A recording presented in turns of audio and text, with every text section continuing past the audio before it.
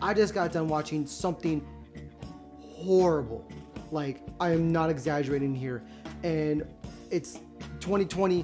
What do you do when you find something you don't like? You go to the internet and you rant about it.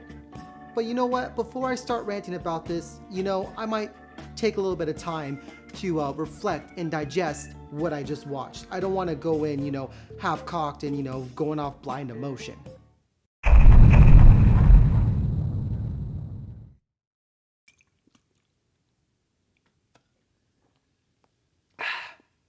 Yeah, it's still trash. Ruruoni Kenshin is a series that I love and adore. It's one of my favorite series of all time, and it is a big reason why I got into anime when I was a wee little lad. The big four anime that I watched as a kid were Kenshin, DBZ, Yu Yu Hakusho, and Naruto. And of course, we're excluding Pokemon, Digimon, and Yu-Gi-Oh! Because, that's kind of a given. I remember watching these on Toonami, and while after a while, Kenshin and Yu Yu Hakusho just stopped airing, then one day, when I was in a bookstore, I happened to find the manga for both of them, and I immediately picked them up and started to read them. While the anime for Kenshin never really finished, the manga, on the other hand, is 28 volumes of pure shonen awesomeness. For the longest time, I thought the anime was just incomplete, until I saw this clip.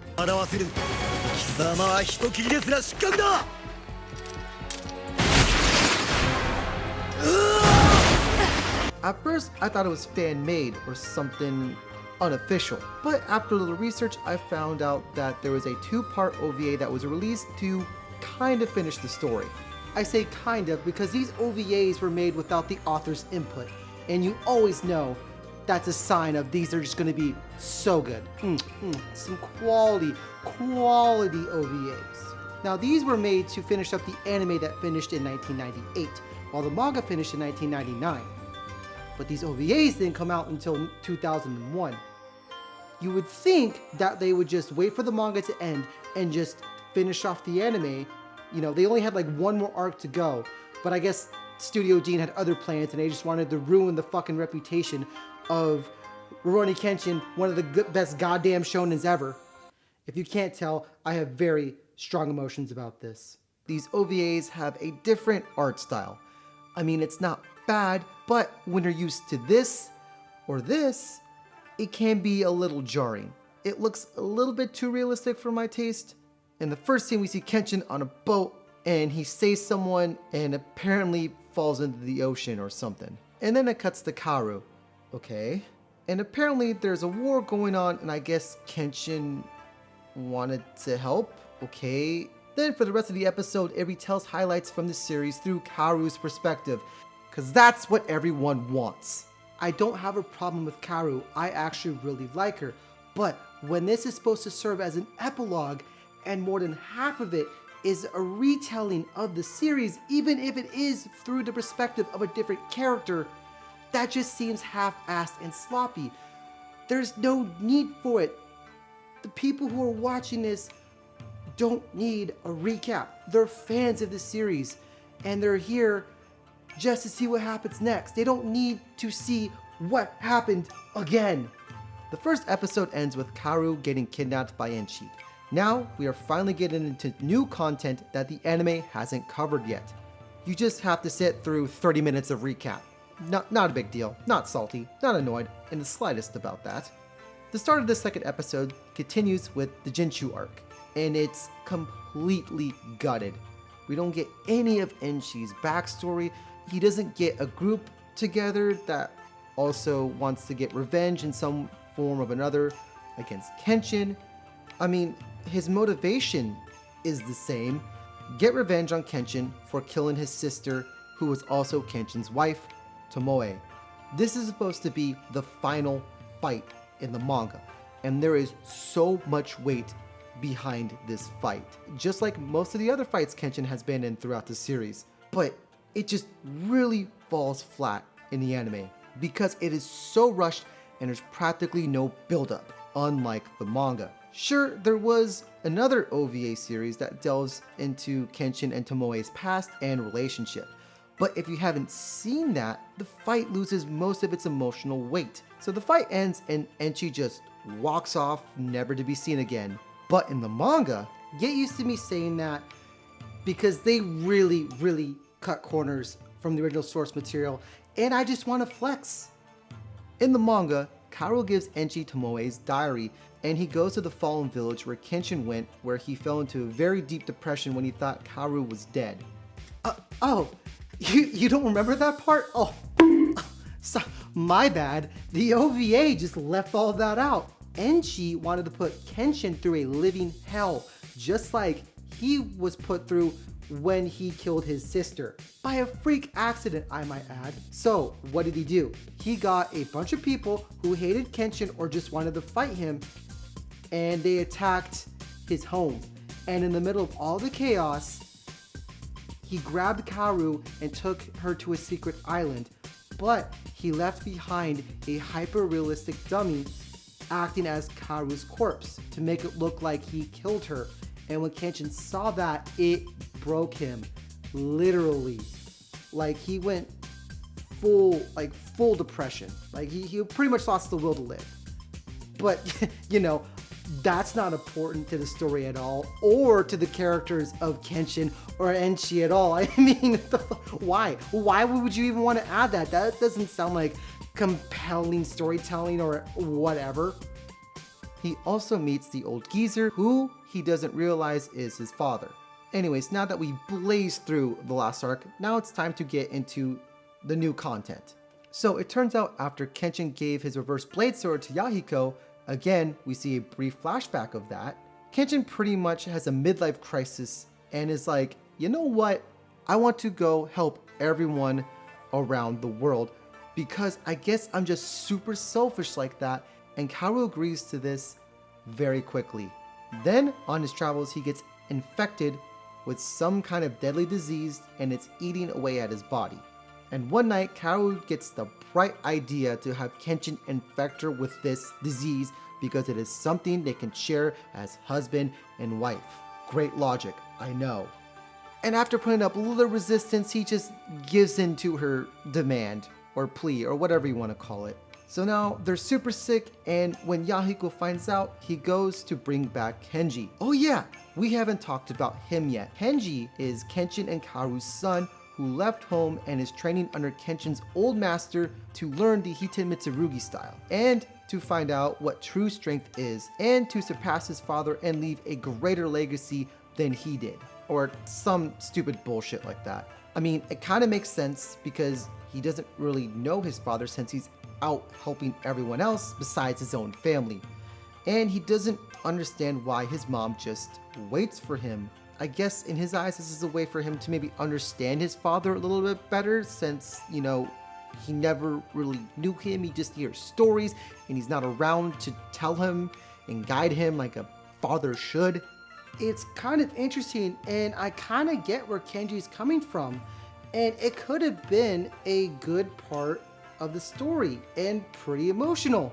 Too bad they really didn't do anything with it or flesh out his character. At the end of the last volume, Watasuki talks about Kenji and how his personality might develop as he grows older. If you don't mind, I'm gonna read some of this for y'all. Don't know why I kind of turned southern there. Later, Kenji reveals his thoroughbred bloodline. Even without seeing it, he masters Hiten Mitsurugi Ryu moves just from hearing about them. His personality becomes a bit twisted, as common with many geniuses, becoming more cynical than Saito and more self-centered than Shishio. Eventually he becomes rivals with Myujin Shina, Yahiko and Tsubame's son, fighting over the Hiten Mitsurugi Ryu and the reverse blade sword. This is the story that pops into my head, but I will probably never do a manga about it.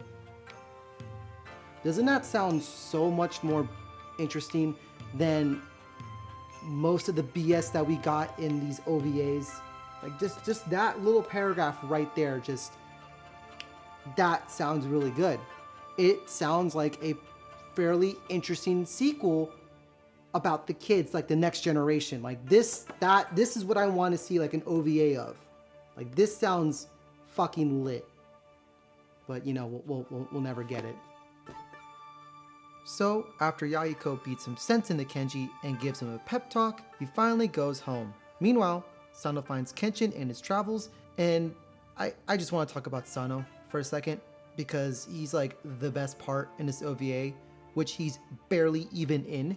But with his limited screen time, he fights a tiger. Why?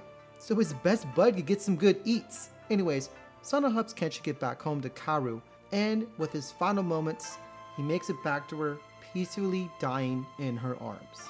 The final scene has Kenji walk past the same spot with his girlfriend. The end. Wasn't that great?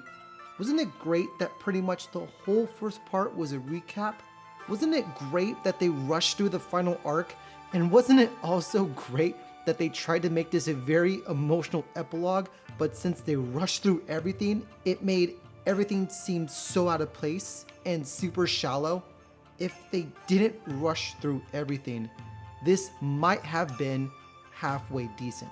That's one of the biggest problems with this OVA. They spend so much time rehashing what already happened, it barely leaves time for the new content. It's like a speed run of the whole series and a speed run of an epilogue that we didn't really even need, if I'm being perfectly honest. The ending of the manga was pretty damn good, and I don't have too many complaints about it. Now, the biggest problem with this OVA is what happens to Kenshin and how his character is treated, and also Karu to a lesser extent. So throughout the whole series, Kenshin is struggling with his past of being the Batosai, and his journey to atone for that. He is a wandering salesman, or Ruruoni, helping whoever he can. Then he meets Karu and the rest of the gang, and for the first time in a long while, he felt like he had a home and people he cared about that he wanted to protect. And Karu was one of the most important people in his life, and he's willing to put his life on the line to protect her, and that's why when he thinks that Enchi killed her, he became broken and didn't have the will to wield his sword anymore. And when he finally gets back on his feet and beats Enchi, it feels so satisfying, not only for Kenshin, but the reader as well. We witnessed all of Kenshin's struggles and regrets. So when he finally gets over all this baggage that he's been carrying for all this time, it's amazing, and they have a happy ending. It feels complete. But I guess someone in Studio Dean didn't like that ending and started pitching an idea for an epilogue. So I have this idea for a Kenshin OVA. Alright, I'm listening. So it will take place some years after the final chapter of the manga. So like Kenji will be at least like a teenager and leaves the house, and he's studying the Hitimitsurugi style with Kenshin's old master. Okay, I can get behind that. So why does he go learn the Hitimitsurugi style? So the reason why he does this is because he wants to find out what real strength is, because he keeps hearing about how amazing his father is, and since Kenshin is gone, he runs away to his father's old master to learn Hitimitsurugi style, because he wants to create his own legend that surpasses his father's. Wow, okay, that sounds pretty... Wait, what do you mean Kenshin's gone? He's not going to be dead, right? Oh heavens no! He's just going to be suffering from a midlife crisis, and he's going to be traveling the world helping out random ass people while abandoning his family in the process. What?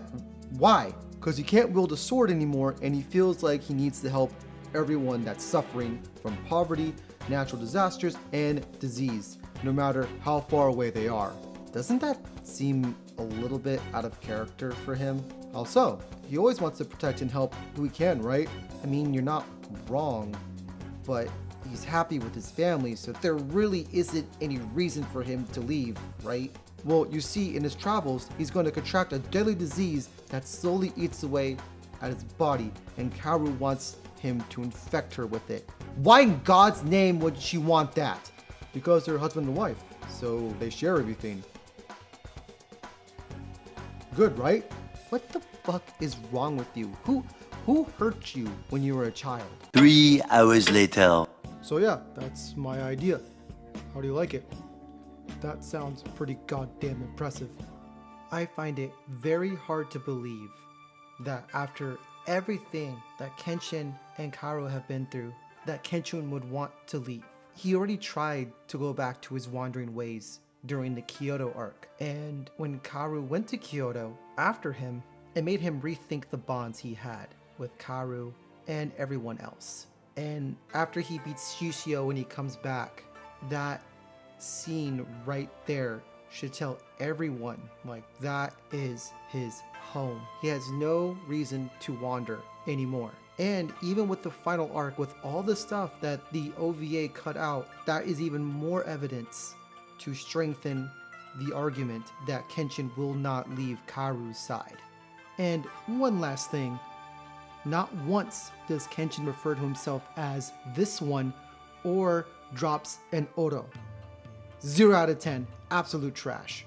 Overall, if you're a fan of Kenshin, I wouldn't advise you watch this. It doesn't add anything to the story, and it's just a stain on the greatness that this series is. Most of it's a rehash of the previous events, and when it does get to the final arc that the anime never got to, it's completely gutted, and all the events that built up to the final epic fight are just gone. So you're left with this hollow, emotionless fight. And when all the new content finally does happen, it just seems so jarring because Kenshin and Karu seem so out of character. Plus, everything happens so fast because most of it, again, is a rehash. The whole thing just feels forced. Yeah, that's the best way to describe this. It's incredibly forced. The only parts I liked were with Sano and Yahiko. I like Rugged Mountain Man Sano. I just have one final thing to say. What, Tasuki?